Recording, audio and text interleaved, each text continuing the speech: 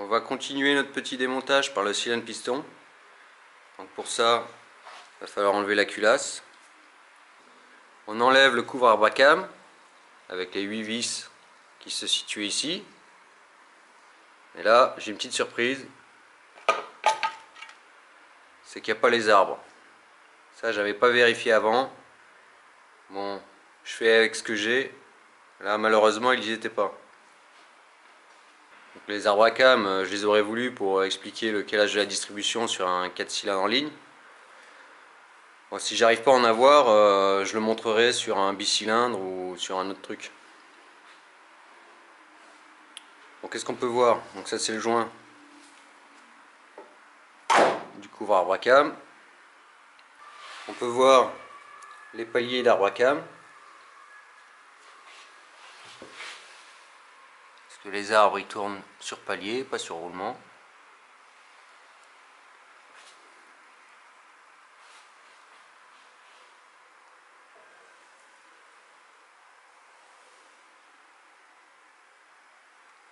On voit que les soupapes sont activées par linguet.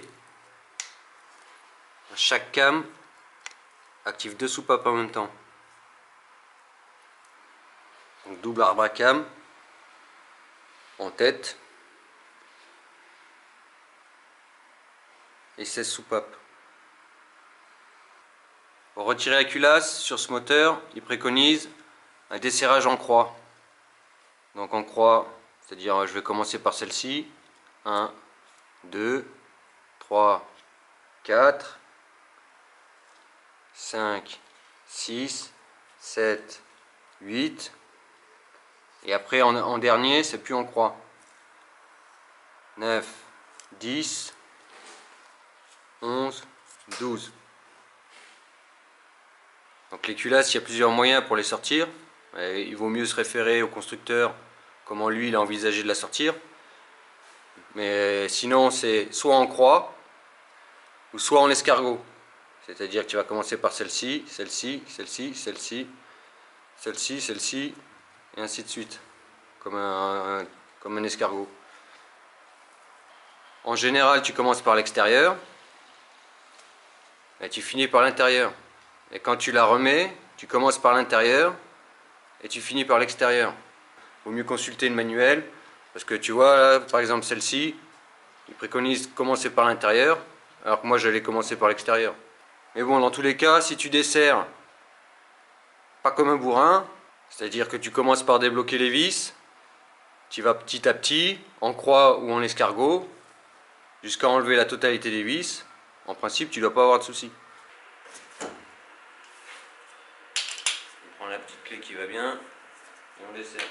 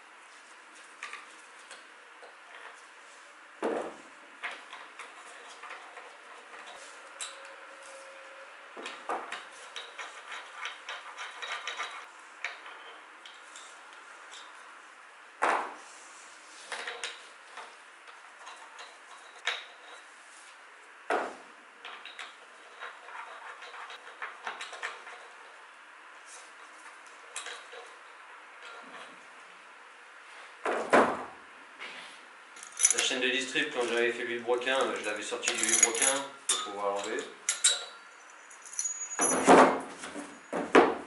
On récupère les rondelles.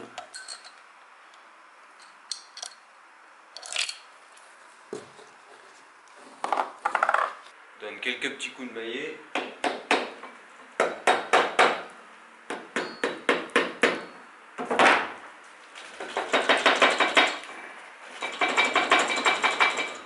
Et on tire dessus.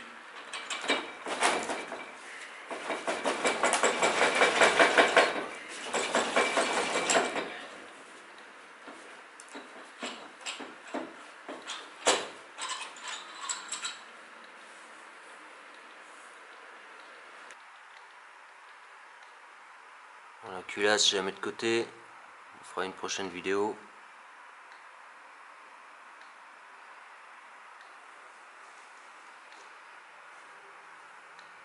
Voilà le bloc cylindre avec les pistons à l'intérieur. Bon, ce bloc là il est en aluminium mais il est chemisé. C'est à dire qu'ils ont fait un premier alésage pour pouvoir y mettre des chemises en fonte. Un peu comme sur les voitures. Enfin, je m'y connais pas trop en voiture, je voudrais pas dire de conneries, mais il me semble que sur les voitures, pas de course, mais les voitures normales, ça soit des chemises. Donc là c'est des chemises fonte. Et quand l'alésage est trop usé, on peut changer la chemise. Mais bon, ça coûte plus cher qu'un bloc de cylindre, je pense. Et ça, c'est un bloc cylindre en aluminium, sans chemise.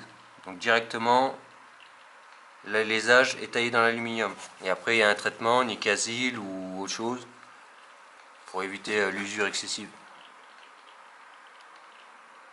Donc ça, c'est un bloc cylindre qui peut être refroidi par eau. Celui-ci, il est uniquement refroidi par l'air et par l'huile. C'est pour ça que sur les moteurs refroidissement à air, il y a beaucoup d'ailettes comme ça. Ça sert au refroidissement. Donc là, quand je vais sortir le bloc cylindre, s'il est dur à sortir, que j'ai besoin de mettre des coups de maillet, il faut faire attention de ne pas péter les ailettes. D'abord, il y a une vis à sortir ici. Et celui-là, il n'y a pas d'ailette. Avant de déposer le bloc cylindre, je vais parler un peu du calage du vilebrequin. Donc ça, c'est un vilebrequin calé à 180 degrés. Donc l'ordre d'allumage sur un 4 cylindres en ligne, c'est 1, 2, 4, 3. Tu as deux pistons, les deux extrémités qui sont en bas, et tu as les deux du centre qui sont en haut.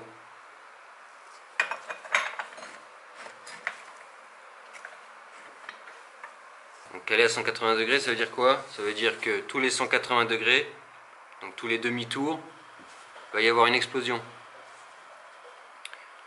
Alors comme on a vu dans ma vidéo du moteur 4 temps, un piston, pour qu'il effectue son cycle complet, les 4 temps, il lui faut 2 tours. Donc ça veut dire que le premier, s'il explose, donc pour descendre, je fais un demi-tour, 180 degrés.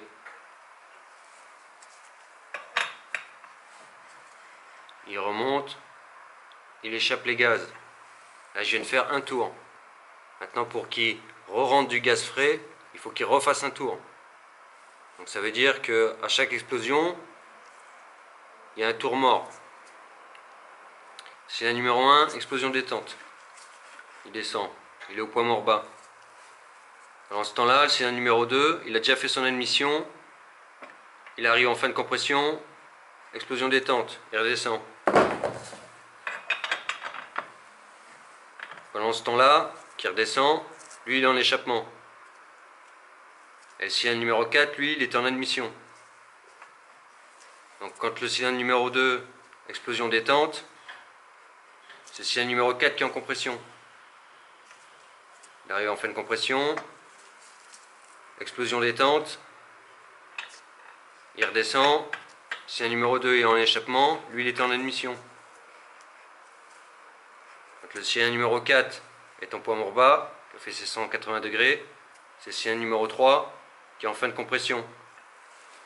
Donc explosion détente, il descend. Et là, en ayant fait 4 fois 180 degrés, le premier il a fait tous ses cycles et c'est reparti. 1, 2, 4, 3. 1, 2, 4, 3. Ça, c'est le calage à 180 degrés. Donc ça, c'est ce qui donne le caractère du moteur. C'est que ça soit en ligne, en V, et on joue sur les calages, 90 degrés, 180.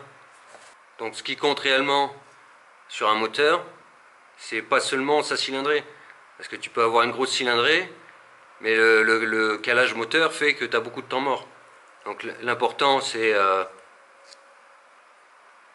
la cylindrée unitaire déjà, parce que tu n'as toujours qu'un piston qui pète à la fois.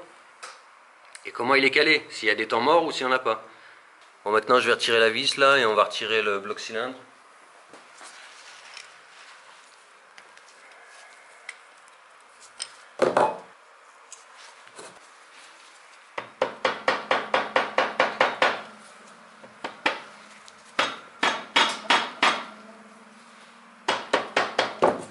Alors je mets tous les pistons au même niveau.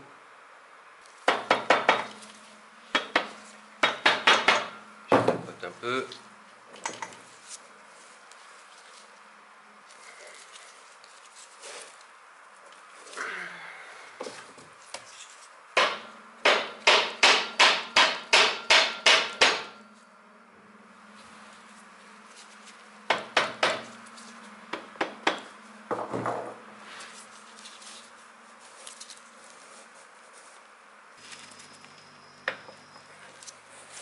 Bon, c'est dur à sortir, c'est normal.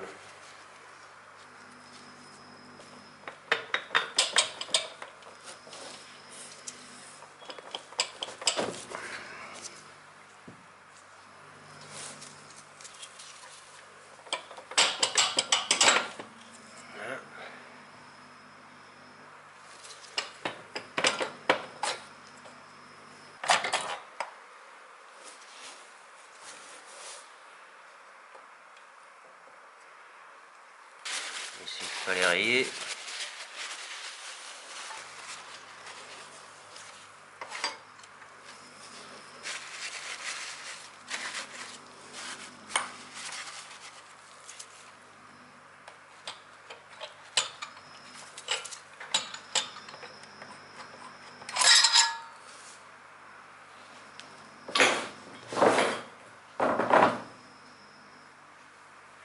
On voit que celui-là il est bien ramassé.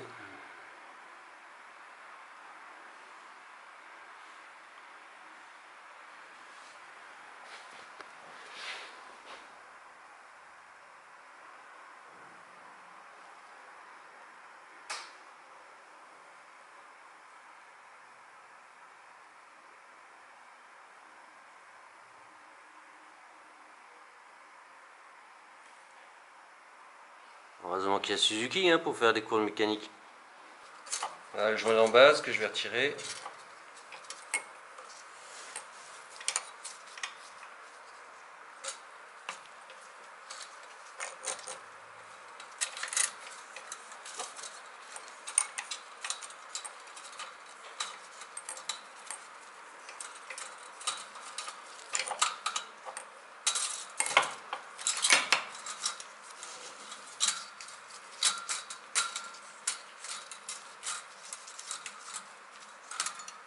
Bon, j'ai viré les chiffons, hein. De toute façon le moteur est niqué, comme ça au moins tu vois mieux.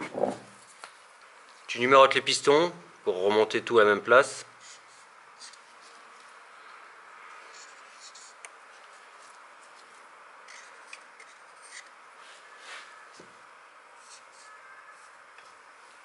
Pour enlever le piston, tu as un petit clip ici. Alors, tu le sors sans le défoncer, et surtout tu fais gaffe de ne pas le faire tomber à l'intérieur. Voilà. Et après tu as l'axe de piston. L'axe de piston en principe, il sort assez facilement. Sinon tu as des outils spéciaux pour les sortir. Hop.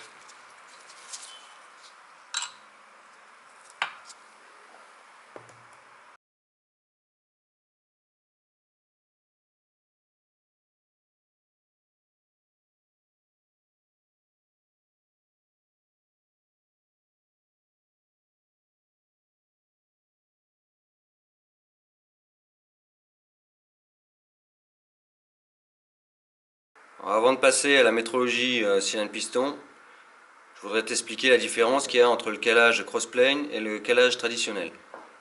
Alors pour ça, j'ai ramené un beau tableau.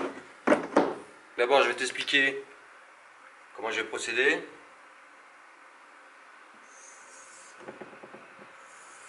Je vais faire ça sous forme de diagramme. C'est-à-dire qu'ici, c'est le point mort haut.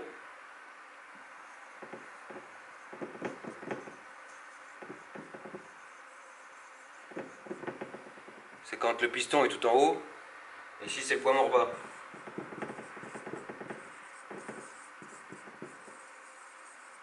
Quand le piston est tout en bas.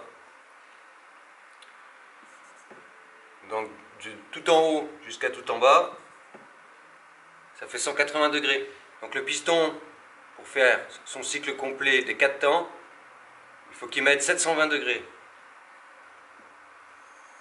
Donc il fait un premier tour. Ça c'est la détente. Il descend jusqu'en bas. Donc chaque angle, c'est 90 degrés. On appelle ça un moment. Un moment angulaire. Donc là, il est tout en bas. Il a effectué sa détente. Quand il remonte, c'est l'échappement. Là, il vient de faire 360 degrés. Mais il n'a pas terminé, il reste encore 2 temps. Quand il a fini son échappement, il y a l'admission. Encore 180 degrés. Et le dernier temps, la compression. Et là, il a fait ses 4 temps complets. Et il peut repartir. Alors pourquoi j'ai commencé par la détente? Parce que là, on va étudier le calage du vilebrequin. Donc du point mort haut, ça commence par l'allumage. C'est le moment où le piston il va péter. Donc au moment où il va péter, il a déjà fait une admission, une compression. Donc juste après l'allumage, bon, même si l'allumage normalement se fait un peu avant, mais ça on verra ça plus tard. Le piston il part toujours, quand il se détend, il part toujours d'en haut. Donc c'est point mort haut. Donc juste après l'ignition, l'allumage, il se détend. Donc détente, 180 degrés. Échappement, 180 degrés. Admission, 180 degrés. Compression, 180 degrés. Donc maintenant, je vais essayer de te faire un beau dessin pour t'expliquer le calage normal, dit à 180 degrés. Donc ça, ici, ça va être l'avant. On va marquer front. Ça, on travaille un peu l'anglais. Et rire, c'est l'arrière. Le vilebrequin va tourner dans ce sens-là. Le sens horaire. Ça représente mon vilebrequin. J'ai changé de couleur, ça se voit mieux. Parce que j'ai plein de reflets, j'ai essayé de trouver le meilleur compromis. On va faire un semblant de 3D. Donc ça c'est le vilebrequin. Ça c'est l'avant, ça c'est l'arrière. Le calage à 180 degrés. Donc, sur le vilebrequin, tu as les tourillons. Sur chaque maneton, tu as des bielles. Donc cylindre numéro 1, il est en haut. Cylindre numéro 4, il est en haut. Les deux sont en haut. Cylindre numéro 2, il est en bas. Cylindre numéro 3, il est en bas. Donc, entre le 1 et le 2, il y a un calage à 180 degrés. Et si tu regardes le vilebrequin sur le côté, si tu regardes l'alignement, tu vois que c'est plat, ça se confond. Bah ça, c'est le flat plane.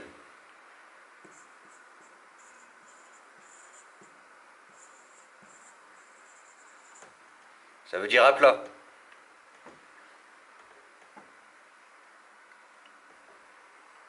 Donc maintenant, je vais refaire comme mon diagramme, en pointillé, les moments où il va passer le piston.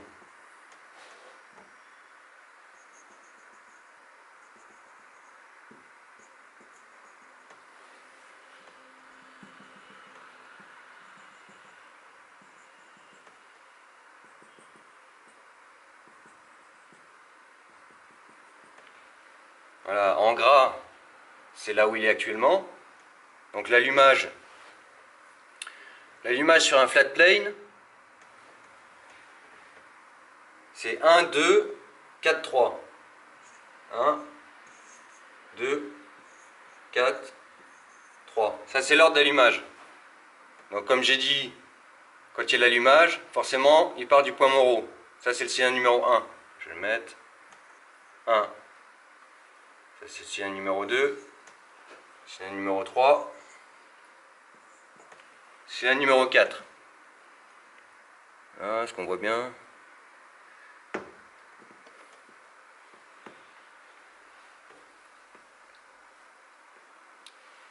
Donc premièrement, allumage. Je vais symboliser par un point à chaque fois qu'il y a un allumage. Cylindre numéro 1. Explosion. Détente. Il fait ses 180 degrés. Donc on va marquer 180 degrés. Ensuite, c'est le numéro 2. Le numéro 2, là on voit qu'il est en bas. Mais comme lui, il vient de faire 180 degrés, et que tout est lié, ils vont tous faire 180 degrés. Donc on va tous les avancer de 180 degrés. 90, 180. Donc dans le sens horaire, parce que c'est dans le sens où ça tourne. Numéro 3, il a bougé aussi.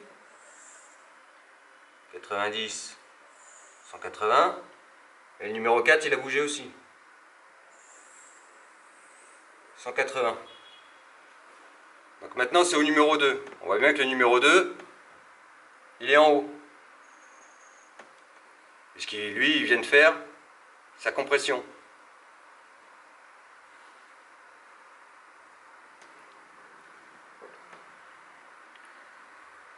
Donc numéro 2, il explose.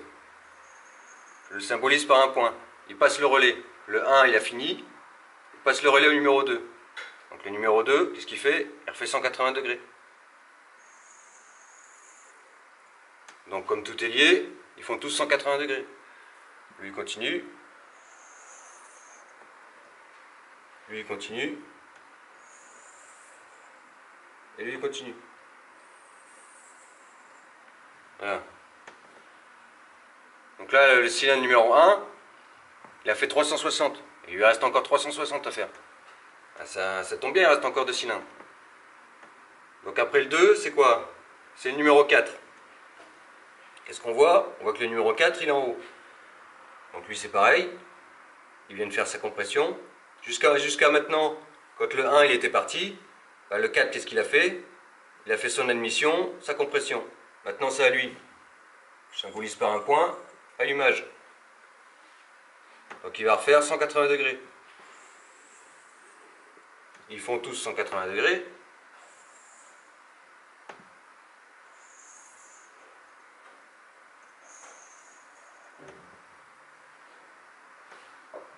Et maintenant, le dernier, c'est le numéro 3. Donc le numéro 3, on voit qu'il est bien en haut, allumage. C'est à lui de prendre le relais. Il fait ses 180 degrés. Et il vient lui d'effectuer ses 2 tours complets. Tout le monde fait 180 degrés.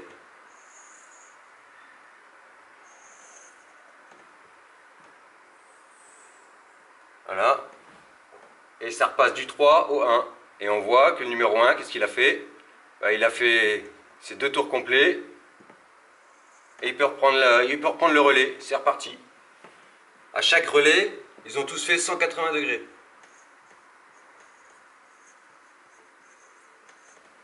Voilà. Le vilebrequin, il est calé à 180 degrés. 180, 180, 180, 180.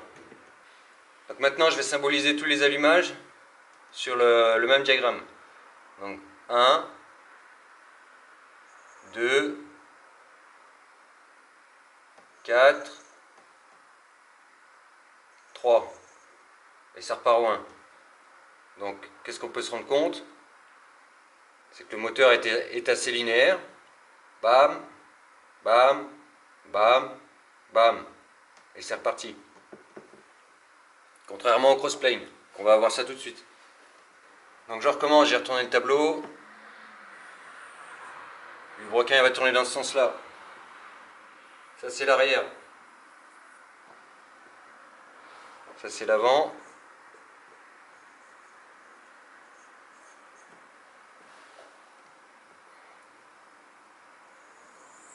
Ça c'est mon vilebrequin.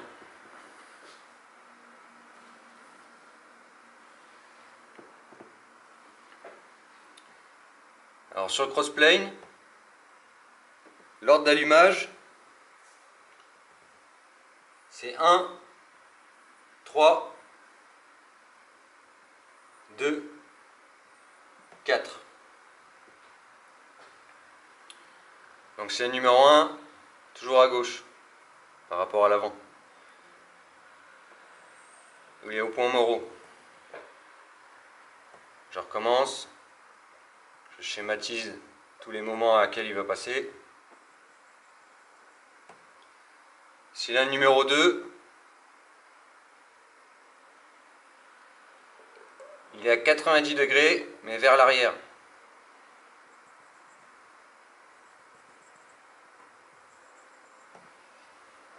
Donc 1, 2. Le cylindre numéro 3, il se trouve à 90 degrés du 1 et vers l'avant.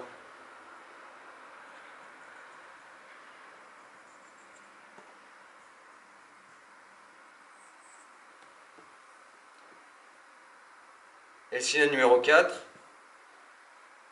il est en bas.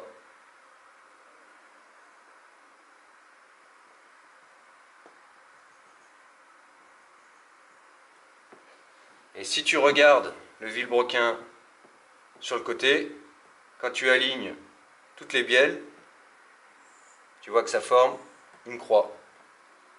C'est le crossplane.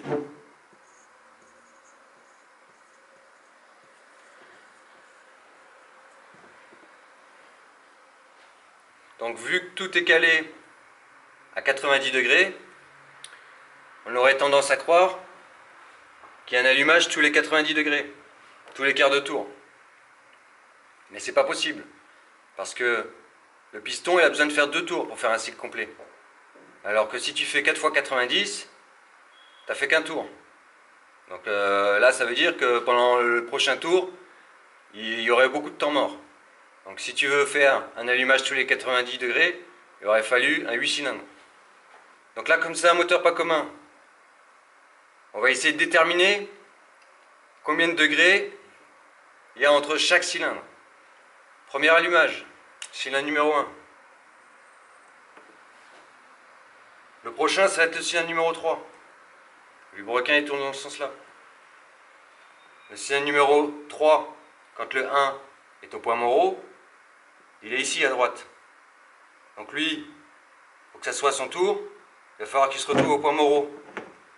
Donc combien de moments il faut qu'il traverse pour être au point moraux. Eh bien, on va compter. 1, 2, 3. Donc vu que tout est lié, lui aussi il faut qu'il en fasse 3. 1, 2, 3. Donc le premier, il aura fait 3 fois 90 degrés. 270 degrés.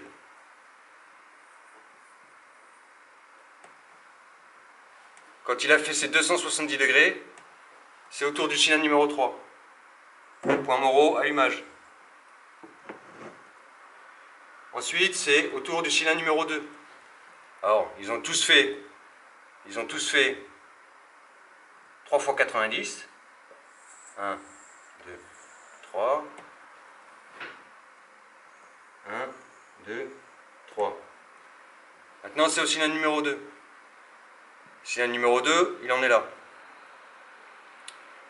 Pour être au point moraux, il lui manque 1, 2. 180 degrés. Donc ils font tous 180 degrés.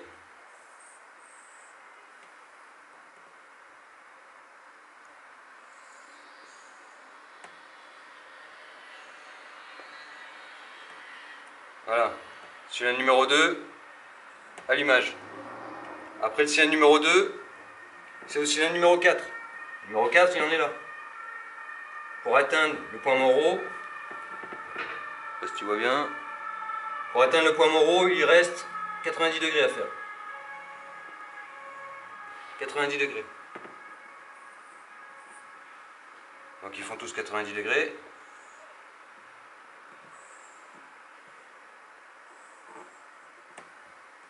Allumage du cylindre numéro 4. Et après ça repart au cylindre numéro 1. Et le cylindre numéro 1, pour être au point moraux, il lui manque combien? 180 degrés. 90, 180. Donc ils font tous 180 degrés.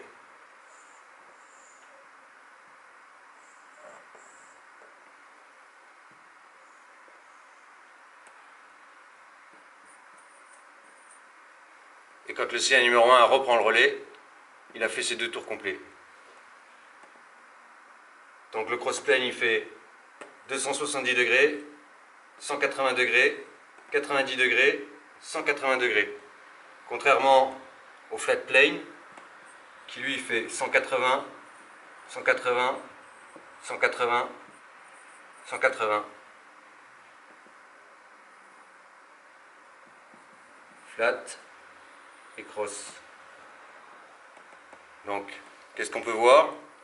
Si je schématise l'allumage sur un seul diagramme, donc premier, piston numéro 1, 270 degrés, bam, cylindre numéro 3, 180 degrés, bam, cylindre numéro 2, 90 degrés, bam, cylindre numéro 4, 180 degrés, bam, ça fait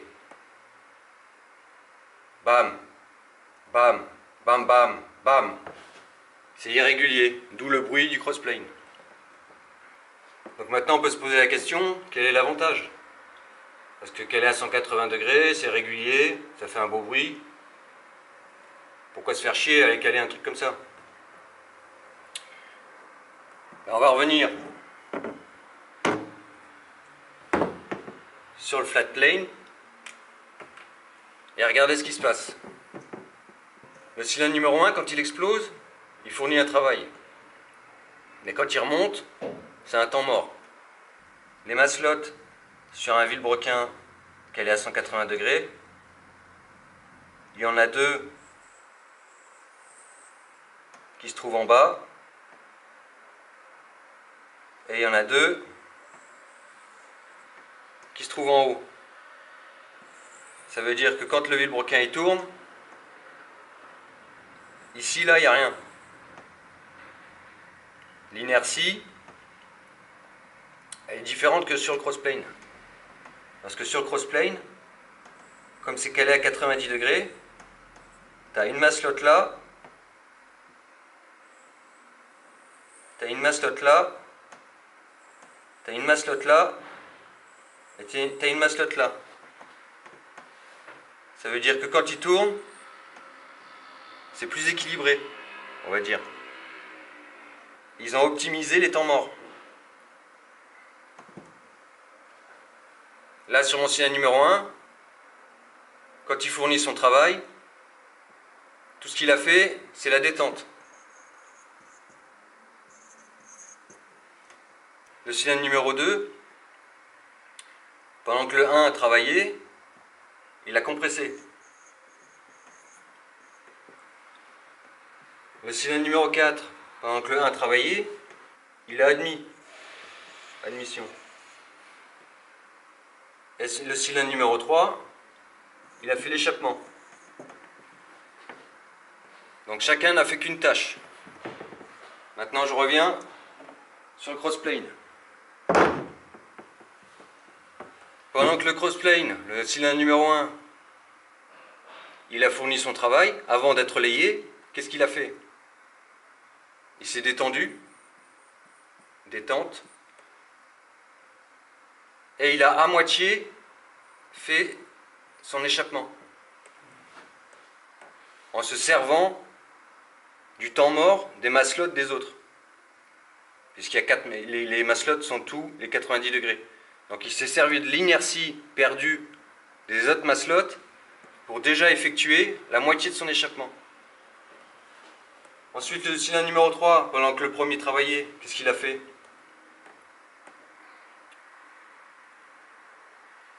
Lui, il avait déjà terminé son admission et compressé. Le cylindre numéro 2, pendant que le premier travaillait, il a terminé son échappement et il a fait son admission.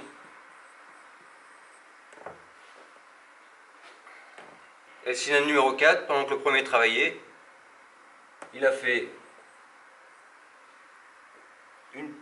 terminé son échappement et il a fait son admission. Une partie de l'admission. Donc on peut se rendre compte que pendant le travail d'un piston, les temps morts sont optimisés. J'espère avoir été assez clair. On revient sur notre cylindre piston. On va effectuer toute une série de mesures pour contrôler l'ensemble. Voir si c'est toujours dans les valeurs constructeurs. Donc sur le tableau, j'ai noté toute une série de mesures à effectuer. Et pour ça, il va falloir un petit peu de matériel. Donc on va avoir besoin de micromètre, d'un pied à coulisses, d'un jeu de cale. Et on va avoir besoin d'un comparateur d'alésage. Et tu vois, les limites de service de certaines pièces, elles peuvent aller au micron, au millième de millimètre, 3 chiffres après la virgule. D'où l'importance d'avoir de l'outillage de précision. Toutes ces valeurs, c'est pour avoir un fonctionnement optimal, pour faire par exemple de la compétition, tout ça. Ton moteur il peut très bien être hors cote depuis un moment, toujours fonctionner, mais il va faire des bruits, il va trembler, il va fumer, il va pas bien marcher quoi. Dans mes vidéos, c'est pas des tutos réparation mécanique. Les vidéos, c'est explication dans l'esprit du constructeur. La métrologie, c'est un métier à part entière. Le fait de mesurer les pièces, les ajustements, tout ça, ça demande du matériel coûteux. Donc moi, j'en ai un petit peu du matériel que j'ai acheté avec mon propre argent. Parce que j'aime bien ça. Quand tu travailles dans les concessions et la réparation moto, ce que tu fais, c'est tu mets de la pièce neuve. Tu ne vas pas rectifier tout ça. La métrologie, c'est la science des mesures. Tu as toujours une part d'inconnu dans les mesures. Suivant la température, suivant l'alliage utilisé, tu vas prendre 3 mesures et les 3 sont différentes. Tu vois, par exemple, dans ce coffret, les mecs ils rigolent pas. Tu as des étalons. Pour être sûr que ton outillage, quand tu commences à l'utiliser, il est bien étalonné à 0. Et les relevés doivent se faire normalement à 20 degrés. Si tu tiens la pièce dans la main un peu trop longtemps, il va y avoir des différences de valeur. Donc cet étalon, par exemple, il fait 75 mm. Plus ou moins 0. Il faut essayer d'être le plus minutieux possible. Donc avant d'effectuer les mesures, il faut bien nettoyer tes pièces. Mais moi je ne vais pas la nettoyer parce que ça va me prendre trop de temps.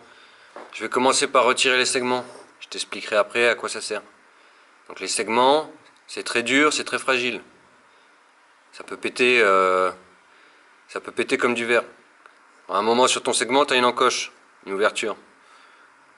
Tu viens le caler à l'intérieur d'un côté et tu tires l'autre côté. Et tu fais passer au-dessus. Et tout en le maintenant derrière, tu lui fais faire le tour.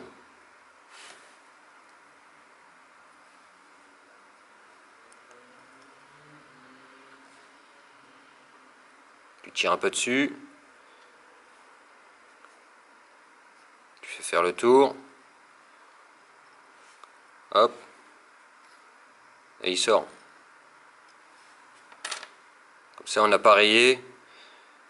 Comme ça on n'a pas fait de rayure sur le bord là. Premier segment. Deuxième segment. On va faire pareil. On va aller le mettre dans la gorge du premier segment. Hop. Et je fais le tour.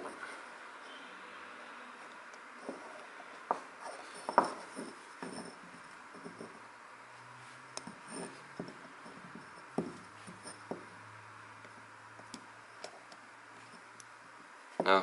Quand il est dans la gorge du premier, je recommence. Je le fais sortir. Hop. Ensuite, tu as le segment racleur. Alors lui, il est composé de 3 parties. Premier petit segment racleur. Donc tu fais pareil. Tu remontes. Hop. Hop. Hop. Ensuite, il y a l'expander. L'expander, on ne peut pas l'enlever tout de suite. Il faut retirer le troisième qui est en bas. Celui-ci, tu peux le faire descendre. Tu peux le faire descendre par le bas. Par contre, l'ouverture, tu la mets pas sur le devant là, parce que ça va rayer. L'ouverture, tu la mets sur le côté. Là.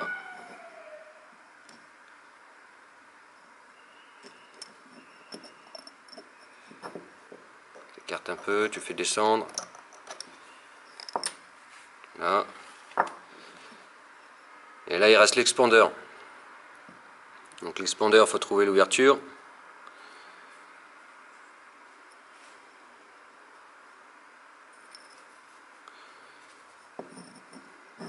Tu le fais tourner jusqu'à la trouver.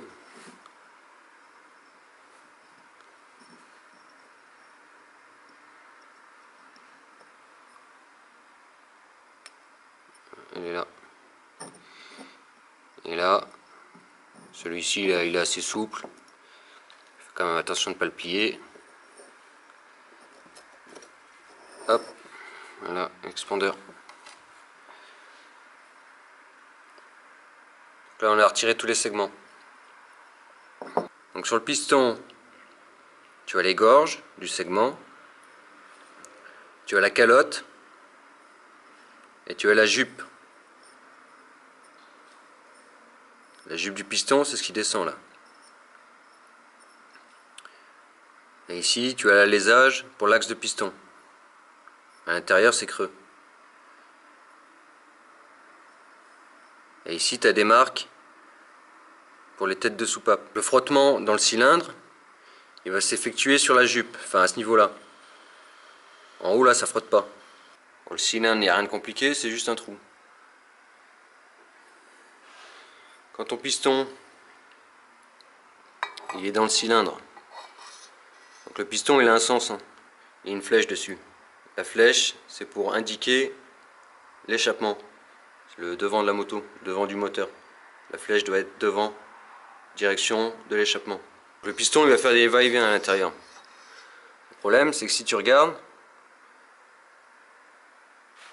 on voit vachement de jour là. Donc s'il y a du jour comme ça, quand le piston il monte pour compresser, bah, tout ton mélange air essence, il va passer par les trous là, tous les côtés. Donc pour ça on utilise des segments. Le premier qui se met dans la gorge du haut, c'est le segment de feu. En général c'est du chrome, il est brillant. Ça, c'est pour protéger de tout ce qui va se passer au-dessus. Calamine, chaleur, etc. Ensuite tu as le deuxième, qui se met dans la deuxième gorge. Ça c'est le segment d'étanchéité. Il va faire en sorte que tu aies une bonne compression. Et les trois petits derniers qui viennent dans la dernière gorge, c'est les segments racleurs. Donc il est constitué de l'expandeur,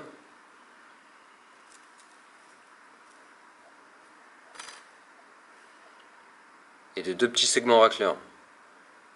Lui, il sert à refaire descendre l'huile qui s'est accumulée sur les parois du cylindre. C'est-à-dire que ton piston, quand il est au point mort bas, la jupe elle dépasse un peu. Et tu as des gicleurs d'huile qui balancent de l'huile. Donc quand il remonte, il emmène de l'huile avec lui.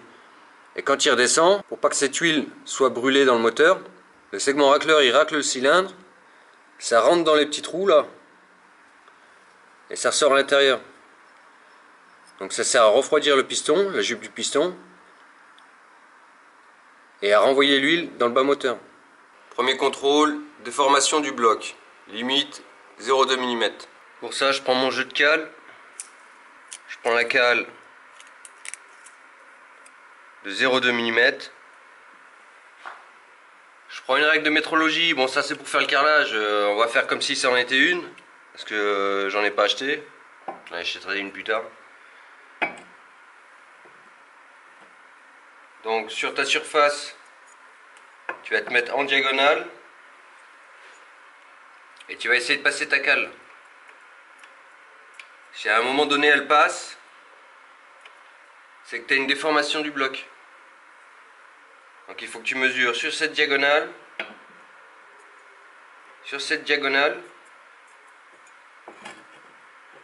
la longueur,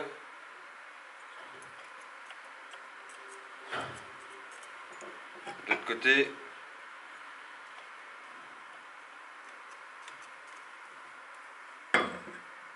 et la largeur. Là, là, ainsi de suite. Ça, c'est bon. Ensuite, l'alésage du cylindre. Alors cette étape-là, je la ferai après. On va commencer par le piston. Diamètre du piston. La limite, c'est 69 880. Je prends mon palmer de 50 à 75 mm. Donc ici, là, tu as un isolant. Il faut le tenir par là.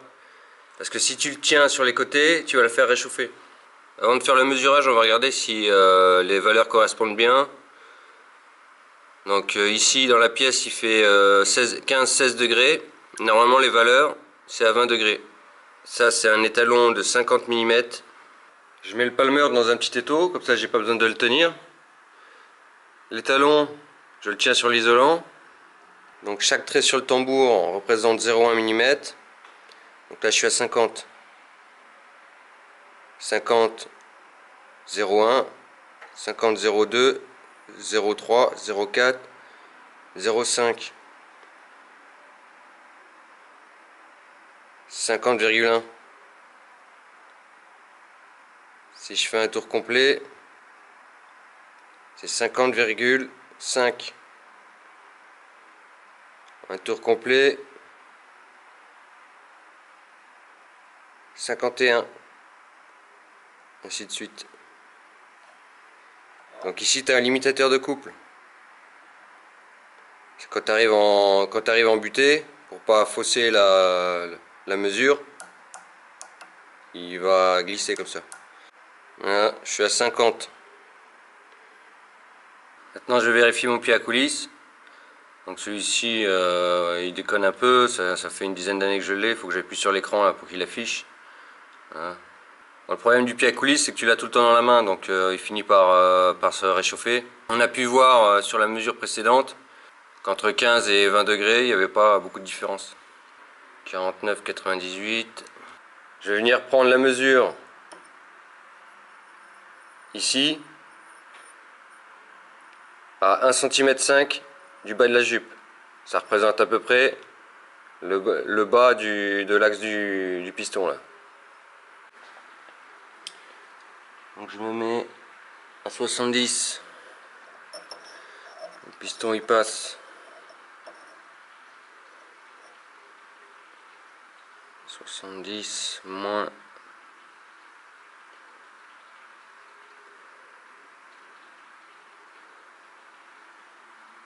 Essayer d'être le plus plat, essayer d'être le plus plat possible.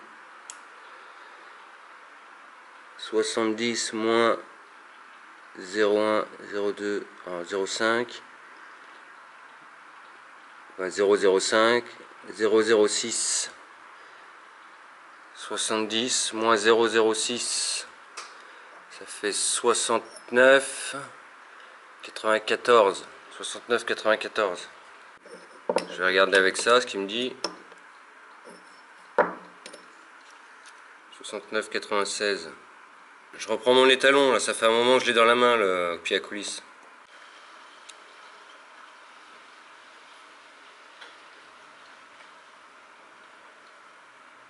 Ouais, je suis entre deux valeurs là.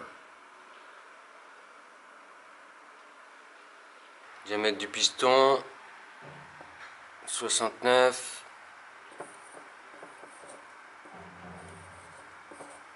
94. Là, ce que je voulais dire, c'est qu'il faut un micromètre de 50 à 75. Ouais. Donc la limite de service du piston, c'est 69, 88. C'est-à-dire que plus tu bouffes le piston, et plus il va rétrécir. Donc la limite du diamètre, c'est 69, 88. Donc là, il fait 69, 94. Donc il nous reste encore de la marge. Si tu fais 69, 94 moins 69, 88, 6, je retiens 1, 13, 0, 0,6 mm. Bon, il n'y a pas tant de marge que ça. Tiens, le piston, c'est fait. Jeu cylindre piston. Donc pour ça, il faut connaître le diamètre du cylindre, ça on le fera après. Jeu de gorge. Jeu de gorge, segment de feu 0,18, étanchéité 0,15, c'est les valeurs limites. Pour mesurer le jeu de gorge, il faut remonter les segments, parce que la gorge c'est là, ça va être le jeu qu'il y a entre ton segment et ta gorge. Donc je vais te le montrer avec un autre piston, j'accélère un peu parce que la vidéo là va faire déjà 50 minutes. La cale d'épaisseur la plus petite que j'ai, c'est 0,1 mm. Et elle passe pas. Donc limite 0,18, étanchéité 0,15. Ça veut dire la limite, c'est-à-dire plus ça va s'user, plus la gorge, plus le jeu de gorge va être important. Donc moi, je suis à moins de 0,1. Donc jeu de gorge, ok. Ensuite, largeur de gorge. Là, c'est la gorge toute seule. Ma cale d'1 mm qui passe bien. Donc je suis à un peu plus d'1 mm. De 1,01 à 1,04. Donc je suis à un peu plus d'1 mm, donc c'est ok. Je reprends ma cale de 1 mm, c'est le maximum que j'ai. Ça passe bien, sans avoir trop de jeu. Donc je dois être bien. Étanchéité, ok. Racleur, alors là il y a un peu plus de jeu. 1,50 à 1,53. Donc là je prends ma cale de 1 mm, plus ma cale de 50 mm. Enfin c'est 0,5. 1 mm et 0,5 mm. Ça fait 1,5 mm. Ça rentre. Ça rentre, il n'y a pas trop de jeu. C'est bon. Racleur, 1,51, 1,53. Ok. Ensuite, épaisseur des segments. Donc largeur de gorge, c'est bon. Épaisseur des segments. Segment de feu, 0,97 à 0,99. Je prends mon segment de feu. Je mesure son épaisseur. 0,99. Épaisseur du segment de feu. 0,99. Je suis dans les valeurs. Étanchéité 1 mm. 0,77 à 0,79. Là il y a une couille. Donc je viens de vérifier dans le cahier, je me suis pas trompé, c'est bien ça. Donc là je suis pas bon. On va savoir pourquoi il n'y a pas le bon segment d'étanchéité. Jeu à la coupe. Au repos, segment de feu, segment d'étanchéité. Valeur limite 5, 6, 8, 4. T'as cette jauge ici là.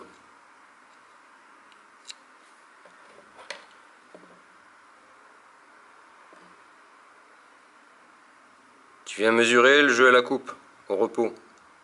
Donc au repos, ça veut dire quand il n'est pas dans le cylindre, quand il n'est pas compressé. 7, 39. Donc au repos, segment de feu, je suis au-dessus, valeur limite 5, 6. Faut pas que je sois à 5, 6 ou en dessous. C'est bon. Étanchéité 10, 57. 10, 57. Je suis au-dessus. C'est bon. Dans le cylindre. Je vais à la coupe dans le cylindre. Tu prends ton segment de feu. Tu glisses dans ton cylindre. Dans le bon cylindre. Hein, pas dans un... J'ai pris le piston numéro 4. Je le mets dans le cylindre numéro 4. Je prends le piston. Je pousse un peu pour qu'il soit droit. Le segment. Je retire mon piston. Et je viens mesurer. 0,5 elle passe pas. Ça c'est la valeur limite. Ça veut dire qu'il faut que je sois en dessous. Si je suis à plus de 0,5, je vais commencer à avoir des fuites de compression. Donc je prends ma 0,4. Ah. Presque à passer, mais ça passe pas. Donc je prends ma 0,3.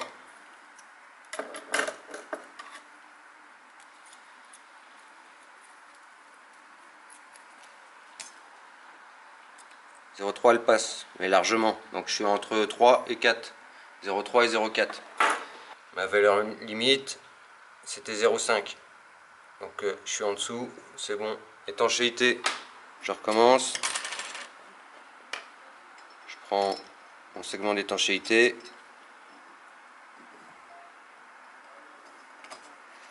Je te parlais de perte de compression avec le segment de feu, mais même si c'est le rôle de celui d'étanchéité, c'est un peu le rôle de tous les segments. C'est l'addition de tous les segments qui fait une bonne compression.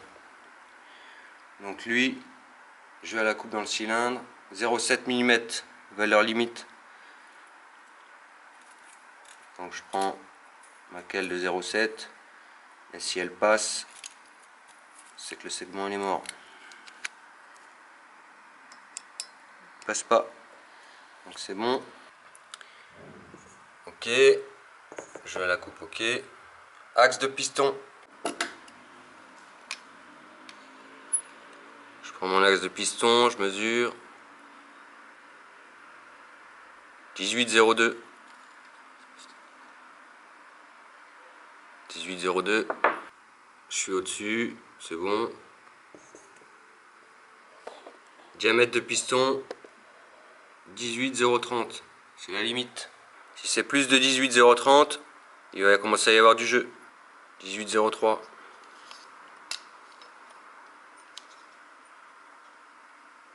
18,05. Plusieurs mesures. Donc diamètre de piston, c'est bon. Ok. Donc il nous reste à faire alésage de cylindre. Donc l'alésage du cylindre, il se situe entre 70 mm et 70 0,15. Donc pour ça, je vais étalonner le comparateur d'alésage. Je vais me servir du palmeur.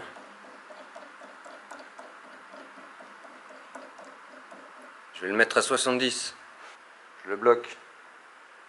Je prends mon comparateur d'alésage. Maintenant, je vais venir étalonner celui-ci pour qu'il fasse exactement, pour que le 0 se trouve à 70. Voilà, j'ai aligné mon 0. On fait des petits mouvements pour être sûr d'être bien droit. Voilà. À 0, je suis à 70 mm. Donc maintenant, il va falloir faire 6 mesurages. Donc relever 6 mesures. Ça, c'est ton cylindre. Il va falloir faire une mesure ici, une au milieu, une en bas.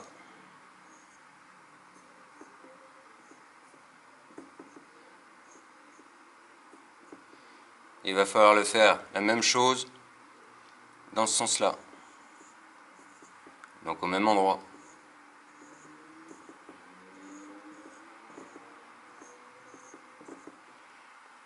Ça fait 6 relevés. 1, 2, 3, 4, 5, 6. Ça, c'est pour se rendre compte de la conicité. C'est-à-dire que ton cylindre, au départ, il est bien rond. Ça, c'est l'avant. Comme le piston, quand il fait des va-et-vient, il appuie sur le bas et sur le haut, et moins sur les côtés. Donc ici, ça va plus s'user, ici aussi. Donc ce qu'il va faire, ça va devenir ovale. L'ovalisation. Tu vois l'outil, je le rentre dans le cylindre, sur le côté. Je me mets droit. Maintenant, pour être sûr d'être bien droit à la perpendiculaire, pour avoir la bonne mesure, il va falloir que je fasse des petits coups comme ça. Dans ce sens-là et dans ce sens-là. Donc l'aiguille, elle va osciller. Quand elle descend ou qu'elle continue à monter, c'est que je suis pas droit. À partir du moment où elle arrive à son maximum, hop, là elle est à son maxi, et après elle redescend. Donc je vais à son maximum, et au moment où elle va redescendre, c'est que je commence plus à être droit. Donc j'essaie d'atteindre le maximum, et après je bouge dans l'autre sens, et je vois si ça change quelque chose. Ça change rien. Ok, donc le maximum c'est là. Donc le 0, c'était le 70 mm. Donc quand l'aiguille revient, ça s'agrandit. Quand l'aiguille fait le sens horaire, ça se rétrécit. On est un peu plus de 70,03. On va retenir 70,03. Donc 70,03. Je vais continuer les autres et après on regardera ce que ça donne. Donc j'ai fini les relevés. Donc on avait 70,03 ici, 70,03 là, 70,029. J'étais juste en dessous de 0,3 donc j'ai mis 0,29. Dans le sens là, 70,029, 70,02 et 70,01. Donc maintenant on va prendre les valeurs les plus grandes. 70,03.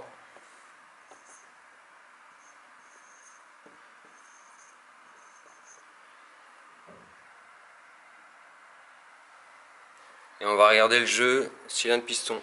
Donc alésage du cylindre. 70,03. Donc déjà, je dépasse la limite. Parce que je devrais être entre 70 et 70,015. Là je suis à 0,15 au-dessus. Bon, je dépasse pas de beaucoup. Hein. Donc alésage cylindre, c'est bon. Jeu cylindre-piston. De 0,055 à 0,065. Donc pour ça, il faut connaître le diamètre du piston. Le diamètre du piston, il fait 69,94. Donc 69,94. Et l'alésage du cylindre, 70,03. 70,03. On fait une soustraction, ça fait 0,09 mm. Donc le jeu cylindre-piston doit être entre 0,05 et 0,065. Enfin 0,055 à 0,65. Là, je suis à 0,09.